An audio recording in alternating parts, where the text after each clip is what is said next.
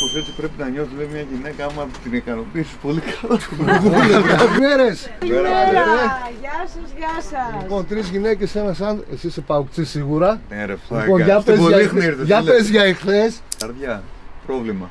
Πω, Δεν ρε, είναι καρδιά και πρόβλημα. πρώτη φορά να πίνουμε καφέ στο δεύτερο ημίχρονο, έτσι άνετη, Μαλάρα. Να τα συγχωρήσω, πως έτσι πρέπει να νιώθει μια γυναίκα άμα την ικανοποιήσει πολύ καλά το προηγούμενο. Όριξε, έχουμε φέρει τα προϊόντα του ΠΑΟΚ, τα μποξάκια και όλα αυτά. Για πείτε λίγο που θα τα βρούνε. Βιβλιοπωλείο Περγαμηνή, Μαυρομιχάλη 75 στην Πολύχνη. Έρχεστε και παίρνετε μποξάκια, αρώματα, στηρίζουμε την ομαδάρα μας όπως μας στηρίζουν και τα τοπικά καταστήματα. Λοιπόν, Παοκάρα όλα, τα κορίτσια από εκεί. ΠΑΟΚ είσαι, για είναι απλά τα πράγματα. Και με την ΑΕΚ, έτσι.